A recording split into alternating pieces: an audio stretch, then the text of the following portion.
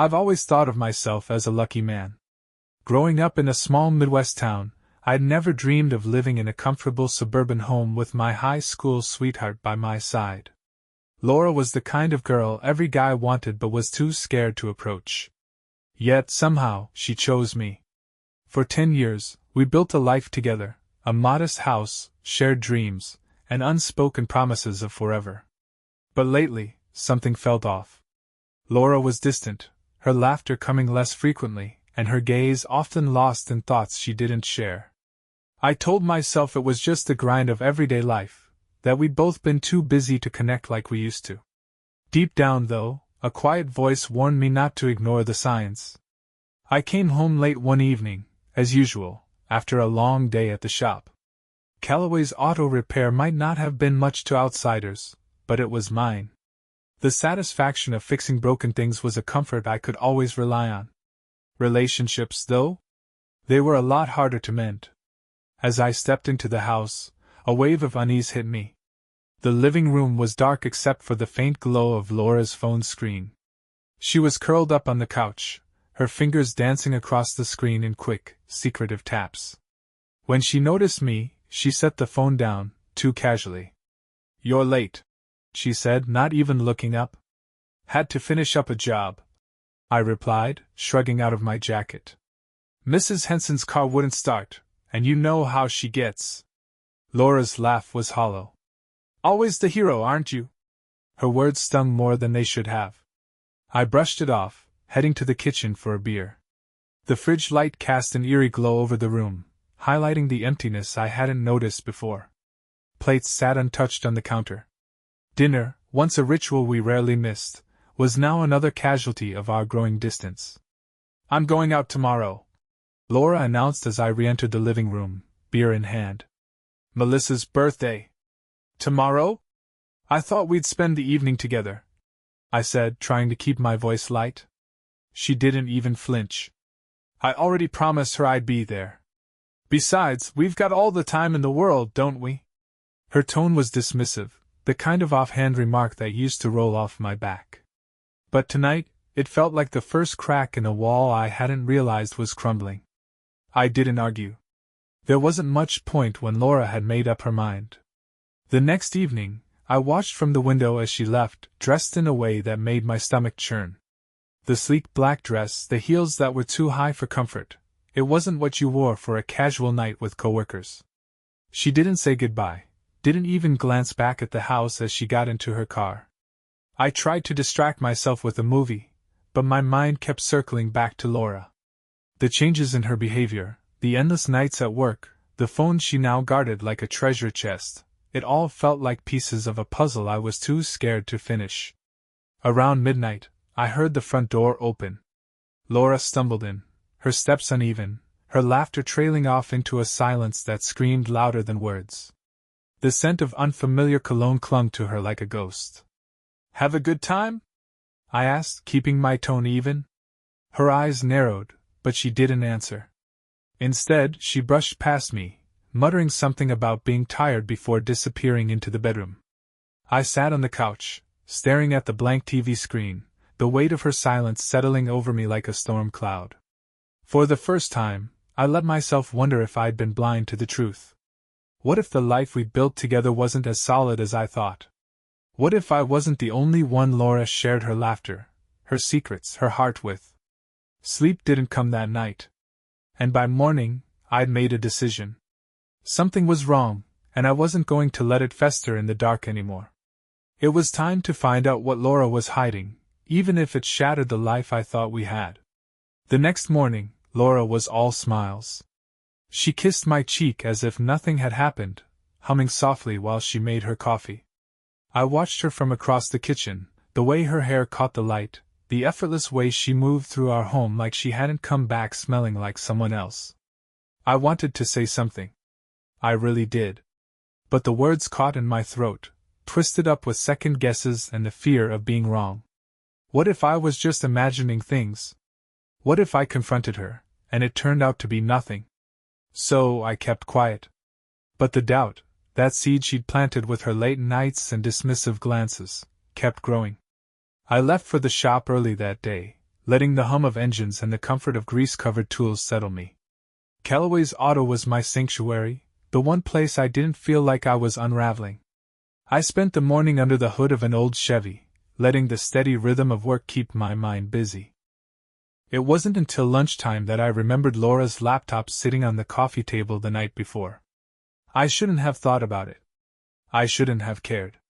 But it was there, lurking at the edges of my mind. Her phone was always locked, but the laptop? It was a long shot, but curiosity gnawed at me until I couldn't ignore it. I wiped my hands on an old rag and stepped into the office. It felt wrong, standing there in the small break room, staring at my wife's device like it held the answers to questions I wasn't ready to ask. But I opened it anyway. The screen lit up. No password. A line of emails stared back at me. Most were harmless. Promotions. Work memos. But one thread caught my eye, her exchanges with someone named N. I clicked it, heart thudding painfully in my chest. At first glance, it could have been innocent. They joked, exchanged pleasantries.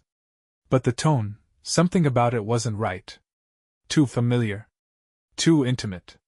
My hands tightened into fists as I scrolled further. Dinner plans? A hotel receipt.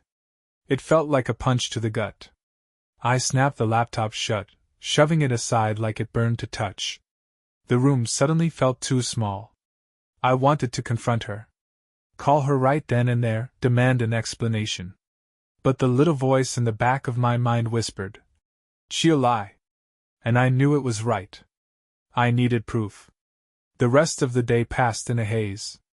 I went through the motions, fixing cars, answering phone calls, but my mind was somewhere else, trapped in those emails, replaying them over and over. By the time I locked up the shop, I'd made up my mind. I drove straight to a hardware store on the edge of town, picked up a small GPS tracker, and tucked it into my jacket pocket. I'd never done anything like this before. Hell, if someone told me a year ago I'd be spying on my wife, I'd have laughed in their face. But that was before late nights and strange cologne. When I got home, Laura was in the shower. Her purse sat on the kitchen counter, open just enough for me to see her car keys peeking out. I hesitated. This was crossing a line, I knew that. But I couldn't shake the feeling that she'd crossed it first. So, I slipped the tracker onto her keyring, pressing it deep into the leather fob where she wouldn't notice. When Laura came downstairs, towel-drying her hair, she greeted me with that same easy smile. "Thinking of grilling tonight?" she asked. "Weather's supposed to be nice." I nodded, forcing a smile of my own. "Yeah," I said. "Let's do that." I never grilled that night. Instead, I sat on the couch while she scrolled through her phone beside me, tracking her car's location through an app on mine. It was all normal. Work. Gym. Grocery store. I almost convinced myself I was being paranoid. Until Thursday. She was supposed to be at the office, but the tracker showed her parked in front of a restaurant downtown, one I'd never been to. I stared at the screen for a long time, the little blinking dot marking her location like a beacon of betrayal. I wanted to drive there, walk in, and catch her red-handed. But I didn't. Instead, I watched. I waited. And that dot didn't move for hours. When Laura finally came home that night, she smiled, kissed me on the cheek, and told me about her long, exhausting day at work. I smiled back, pretending I believed her. But the seed of doubt had grown into something else now, something sharper. I wasn't looking for answers anymore. I was just waiting for proof. The next few days passed like a slow burn, each moment heavy with the weight of what I knew but couldn't say. Laura moved around the house the same as always, humming in the mornings, texting with that faint smile at night. It was normal, too normal. And I hated her for it. Hated the way she acted like nothing had changed. Like I didn't know she was sneaking around while I worked my hands raw at the shop. The tracker had become an obsession. Every break at work I checked it. I told myself I wouldn't, that I didn't need to, but my thumb hovered over that app like an addict itching for his next hit. Her movements were ordinary, almost boring. The office. A stop at the grocery store. Her yoga class. I almost convinced myself I'd imagined it all. Until Friday night. She told me she was staying late at the office, finalizing a report. I nodded, told her I'd leave dinner in the fridge for her. She kissed me, soft and sweet, the way she always did when she thought she was getting away with something. I waited until she was gone before pulling out my phone. The blinking dot wasn't anywhere near her office. It was downtown, near the waterfront, parked outside the Harborview Hotel. I sat there for a long time, phone gripped so tight my knuckles turned white. This was it. I couldn't lie to myself anymore. I drove there, though I couldn't tell you why. Maybe I wanted to catch her in the act, see it with my own eyes. Maybe I thought if I got there fast enough, I could stop whatever was happening. Or maybe I just wanted to see how far she'd fallen. The hotel lot was half full, the neon sign buzzing faintly in the dusk. I sat in my truck, watching the entrance like a hawk, waiting for Laura to walk out. She didn't. But at 10:43 p.m., a red Mustang pulled up beside her car. A man stepped out, tall, with slick dark hair and that easy confidence I'd always envied in other men. He wasn't dressed like someone meeting a coworker for drinks. His shirt was open just enough to suggest intentions that didn't belong in an office. I watched as he strode into the hotel without hesitation. And I knew. I sat there for 2 more hours, watching. The Mustang never moved. At 1:17 a.m., Laura's dots started to shift. I gripped the steering wheel so tight I thought it might snap as I watched her car pull out of the lot and disappear into the night. I didn't follow her. I just sat there, staring at the place she'd been, letting the anger simmer until it threatened to boil over. By the time I got home, she was already asleep, curled under the blanket like nothing had happened. I stood in the doorway, watching her. The urge to wake her, to scream, to demand answers roared in my chest.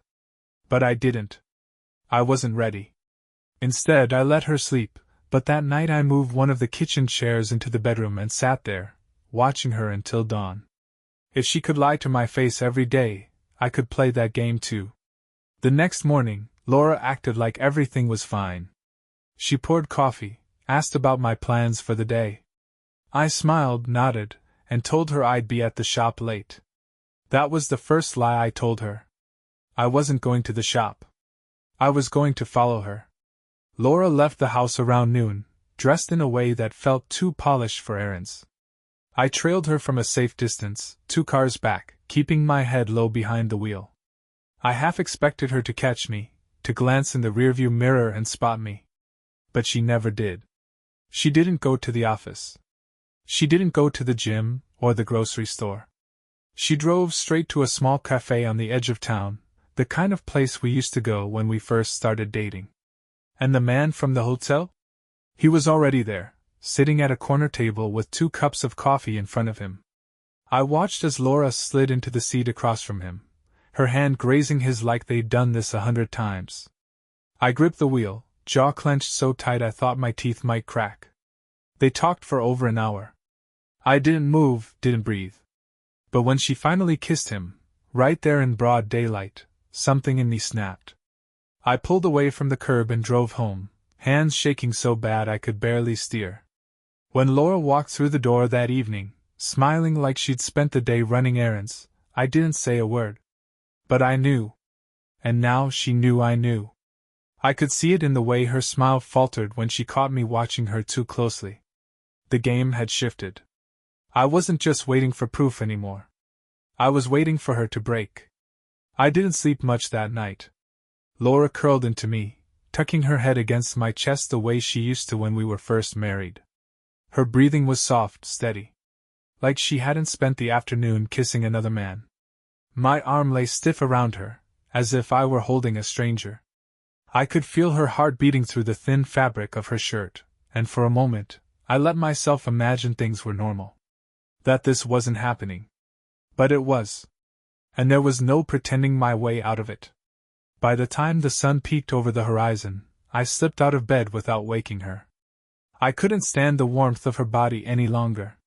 The house felt too quiet, the kind of stillness that amplifies everything, the creak of floorboards, the soft hum of the fridge. I brewed coffee, staring out the kitchen window at nothing in particular.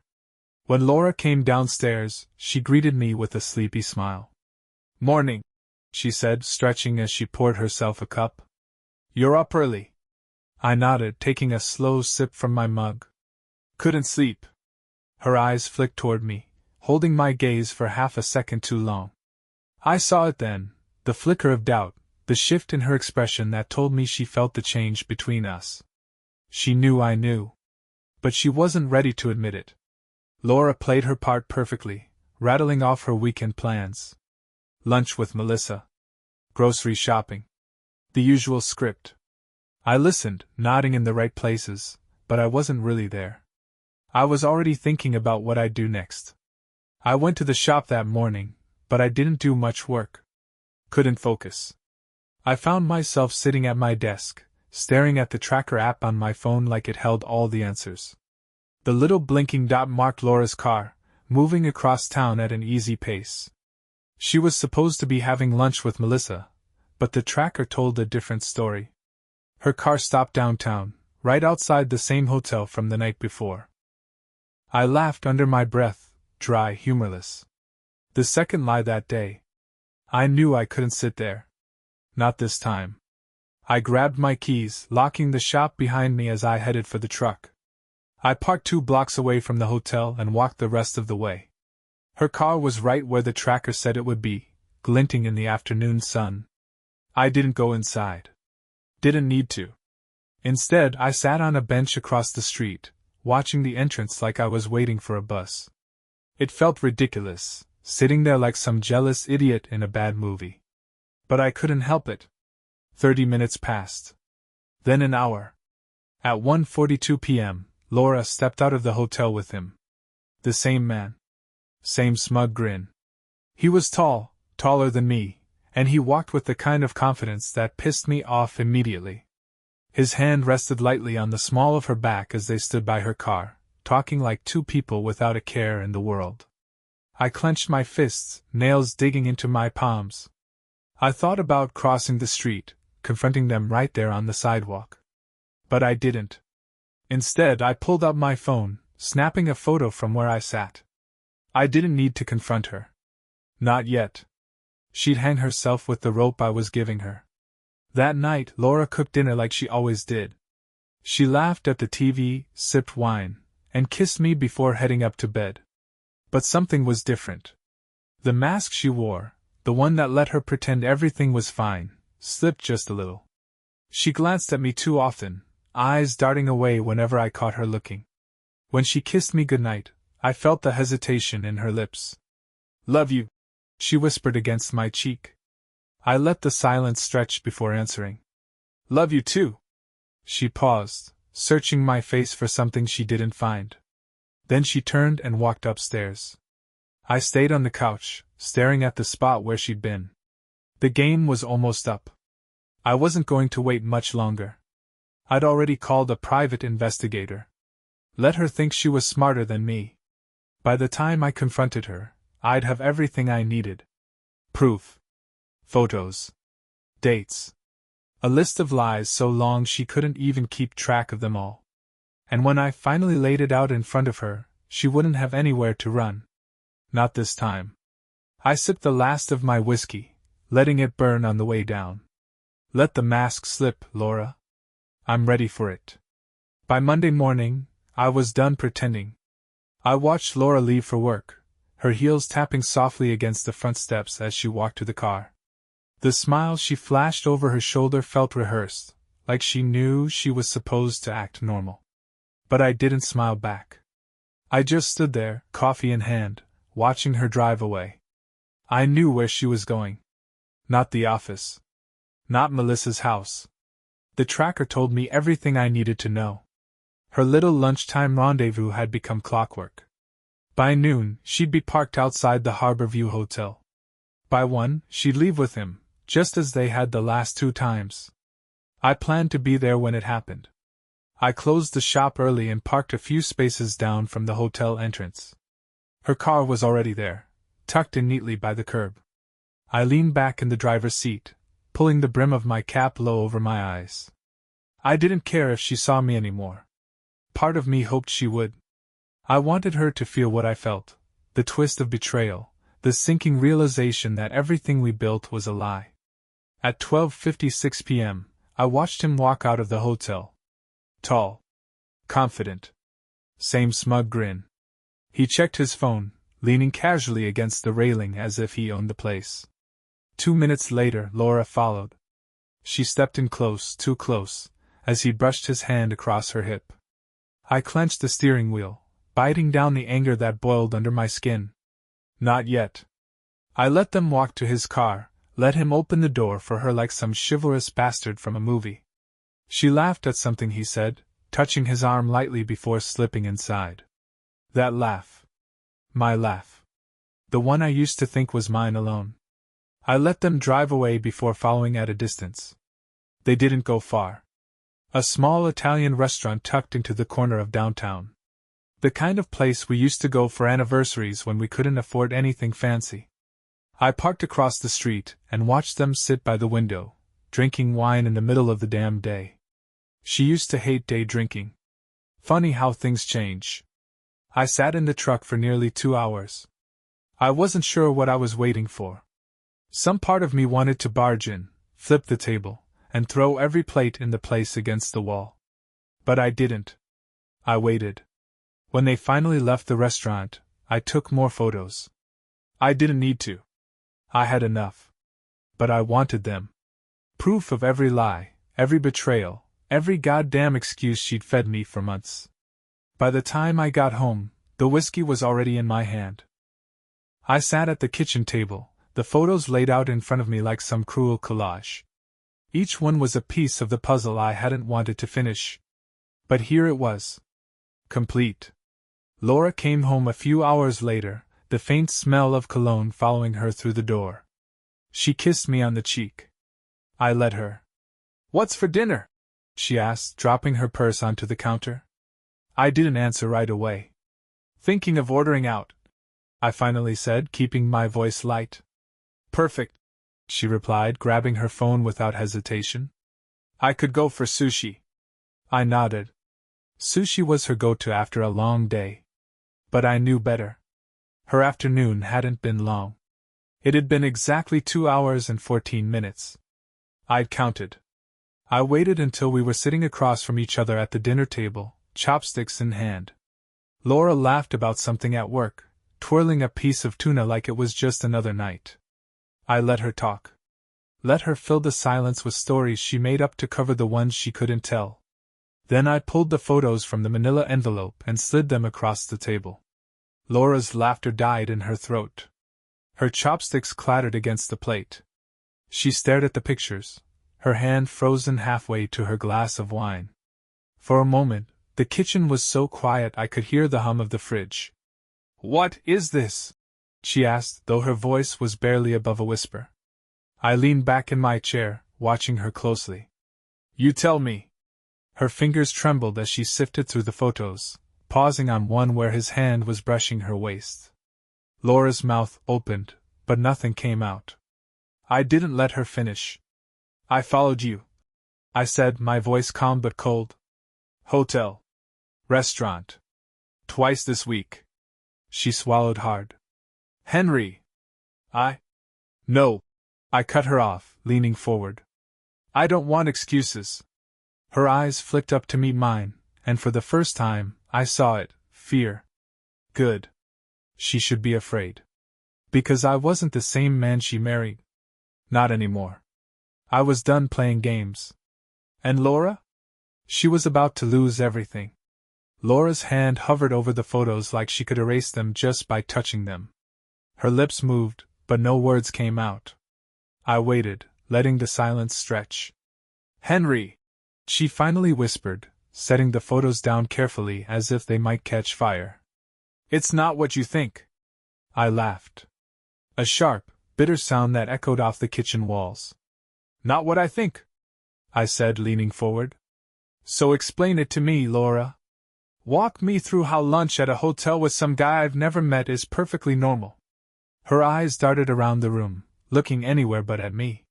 She wasn't searching for answers, she was searching for a way out. I know it looks bad, she stammered, tucking her hair behind her ear like she always did when she was nervous. But he's just a friend. We work together sometimes. I nodded slowly, folding my arms across my chest. A friend. Yes. And this friend likes to put his hands all over you? I asked, tapping one of the photos with my finger. Funny. None of my friends greet me like that. Her face paled. It's complicated. No, Laura. It's not. I leaned in, lowering my voice. It's real simple. You lied. And you've been lying for months.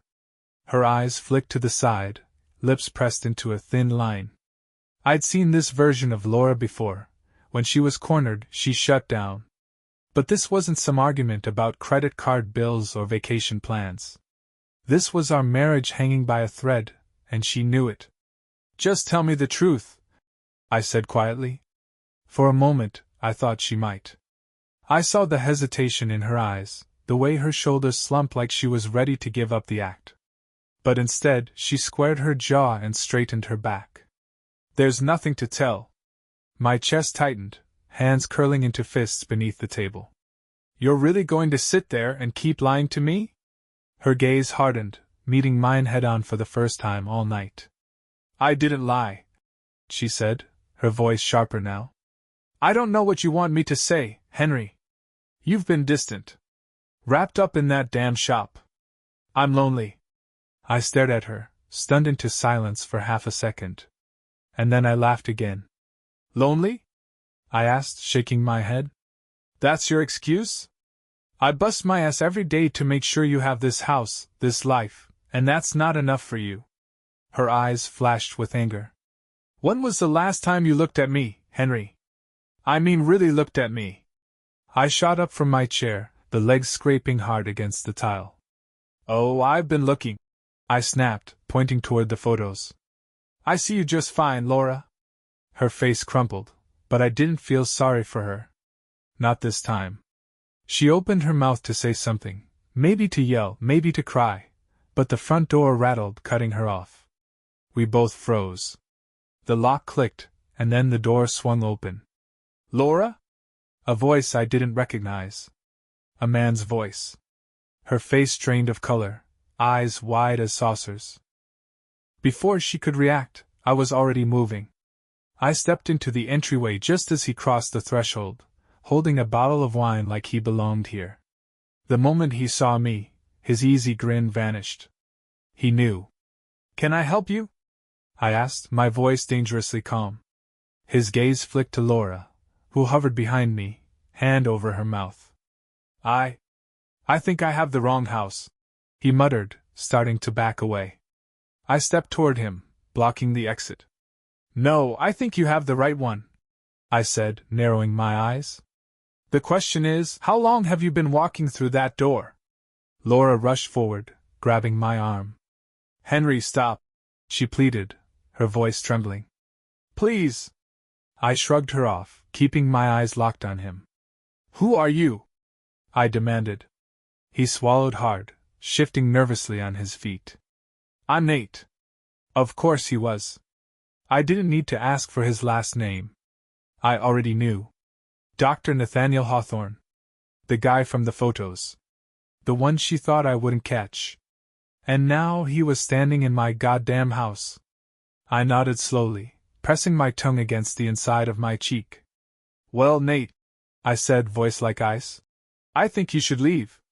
He glanced at Laura, who gave him a small nod, tears welling in her eyes. Without another word, Nate slipped out the door, closing it softly behind him.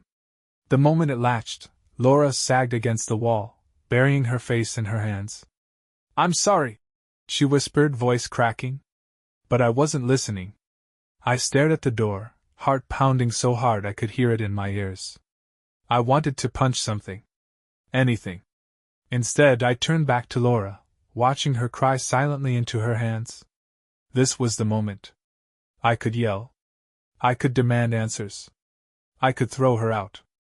But I didn't. I just stood there, the weight of betrayal pressing down on me like a heavy coat. Go pack a bag, I said finally, voice hollow. She looked up, blinking through her tears. What? You heard me, I said, turning away. Go. Laura hesitated, but she knew better than to argue. 15 minutes later she was gone. And for the first time in a long time, the house was quiet. But the silence didn't feel like peace. It felt like the end. The house felt different after Laura left. Quieter, sure, but not in the way I'd hoped. It wasn't peaceful. It was the kind of quiet that creeps in when something's broken, when the cracks run deep enough that the whole damn foundation feels like it might give out beneath you. I sat in the living room for hours, staring at the door like she might come back. But she didn't. And I wasn't sure if I wanted her to. The photos still lay on the kitchen table, spread out like evidence at a crime scene. I thought about burning them, tearing them up, hell, maybe even mailing them to Nate's office with a little note. You forgot something. But I didn't. I left them there untouched. A reminder. By the next morning, I was still running on fumes. I didn't sleep, just paced the house like a ghost, drifting from room to room, listening for sounds that weren't there anymore. The bed was too big. The kitchen table had one too many chairs. Her perfume still lingered in the hallway. I couldn't escape her, even when she was gone. I finally crashed on the couch around sunrise, drifting in and out of sleep until the knock at the door startled me awake. I half expected to see Laura standing there, her suitcase in hand, ready to beg for another chance. But it wasn't her. It was Nate. I almost laughed. Almost. Instead, I opened the door, staring him down. He looked just as uncomfortable as I felt, like he wasn't sure whether to apologize or brace for a punch. I shouldn't be here, he said, rubbing the back of his neck. No argument from me, I replied, leaning against the doorframe. So why are you? Nate shifted on his feet, glancing down at the driveway like he was searching for the right words. I didn't know she was married, he said finally, voice soft. I let out a sharp breath, shaking my head. Bullshit. I'm serious. His eyes flicked up to meet mine, and for a second, I almost believed him. Almost. She told me you were separated, he added. Said you'd been done for a while, just waiting for the paperwork to go through. I laughed bitterly, crossing my arms. And you bought that? His words caught in his throat. Yeah. He bought it. I could see it written all over his face. I stepped forward, narrowing the distance between us. Look, Nate, I said, voice low. I don't care what she told you. I don't care if you thought you were doing the right thing. But you crossed the line when you walked through that door last night. He nodded quickly, holding up his hands like I was about to hit him. I get it, he said, backing away. I wanted to set the record straight. I won't bother you again. He turned to leave, but I wasn't done. Hey! Nate stopped, glancing back over his shoulder. You still seeing her? I asked, squinting in the morning light. His silence was all the answer I needed. Yeah. I muttered, more to myself than him. That's what I thought. I shut the door before he could say another word. I don't know why I asked. Maybe I wanted to hear him say no, to give me some scrap of dignity to hold on to. But there wasn't any. Laura wasn't coming back. Not to me. The rest of the day passed in a blur. I went to the shop, threw myself into work, and let the sound of engines drown out everything else. But when I got home that night, the house still felt wrong. Empty. I sat in the dark for a long time, listening to the hum of the fridge and the faint creak of the floorboards beneath my feet. And that's when I noticed it. Her wedding ring. It sat on the coffee table, glittering under the soft glow of the lamp. I didn't remember her leaving it there. But there it was. I picked it up, rolling it between my fingers, feeling the weight of it. Funny how something so small could feel so goddamn heavy. I thought about throwing it out the window. Thought about flushing it down the drain or leaving it on Nate's car windshield like some kind of twisted gift. But I didn't. I slid it into the drawer of the end table and shut it tight. Let it stay there. A ghost in the walls. The next few weeks were quiet. Too quiet. Laura didn't call. Didn't text. And I didn't reach out either. We were playing a game of chicken, waiting to see who would blink first. But eventually, I stopped waiting. I stopped checking my phone, stopped wondering if she was coming back. Instead, I got up. I went to work. I came home. And I lived with the quiet. Because sometimes that's all you can do. But the ghosts never really leave. They just learn how to hide better. Weeks turned into months. The house didn't feel haunted anymore, not exactly. But every once in a while, I'd catch myself glancing at the space on the couch where Laura used to sit, or running my fingers along the edge of her coffee mug that still sat in the cabinet. I left the ring in the drawer. Never could bring myself to get rid of it. Maybe part of me thought she'd show up one day, asking for it back. But she never did. Instead, I heard from her through a mutual friend. "She's moving in with him," Melissa had said over the phone, her voice careful. Like I was some fragile thing that might crack under the weight of the news. I didn't. I thanked her for letting me know, hung up, and sat quietly at the kitchen table. I wasn't surprised. I wasn't even angry. Mostly, I just felt tired. By the time Laura finally called, the divorce papers were already sitting on the counter, waiting for her signature. I let the phone ring 3 times before answering. "Henry," she started, voice soft and hesitant. "Laura." A long pause stretched between us. "I thought you might call sooner," I said, leaning back in the chair. "I wasn't sure you'd want to hear from me." I sighed, pinching the bridge of my nose. "I'm not sure I do," I admitted. Another pause. "Look, I'm sorry," she said, and for the first time, I thought she might actually mean it. "I know that doesn't fix anything, but I am. I never meant for things to happen this way." I rubbed my jaw, staring out the window at the streetlights flickering to life. "Yeah," I said quietly. "Me neither." It wasn't much, but it was the truth. Either of us planned for this. But sometimes things break, no matter how hard you try to hold them together. "I'll come by tomorrow," Laura added. "Sign the papers." I nodded, even though she couldn't see me. "Okay." Her voice dropped to a whisper. "Goodbye, Henry." I didn't say it back. I just set the phone down and sat there, listening to the quiet hum of the house. She came by the next evening. I half expected some drawn-out conversation, tears, regret, maybe a plea for one last shot. But there wasn't any of that. She walked in, signed the papers at the counter without a word, and slid them back toward me. I nodded. That was it. No grand goodbyes. No hugs. She didn't linger. She just turned toward the door, pausing for half a second with her hand on the knob. "I hope you'll be okay," she said softly, without looking back. I didn't answer. The door shut behind her, and I stood there staring at the spot she'd left. I thought I'd feel something, anger, sadness, relief. But all I felt was the weight of the house settling around me. I was alone. And for the first time, that didn't scare me. A few days later, I packed up the rest of her things, clothes she left behind, a few framed photos, books stacked on the nightstand. I boxed them carefully, taping the lid shut without bothering to label it. Nate could come pick them up. I didn't need reminders hanging around anymore. I loaded the box into the truck, gripping the steering wheel as I sat in the driveway for a long while. Letting go isn't always about throwing things away. Sometimes it's just about choosing not to carry them anymore.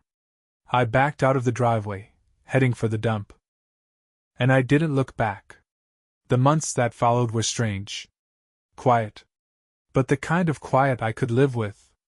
I threw myself into the shop, expanding it little by little. Hired a couple of kids from town to help with the load. Even took a weekend fishing trip with some old buddies.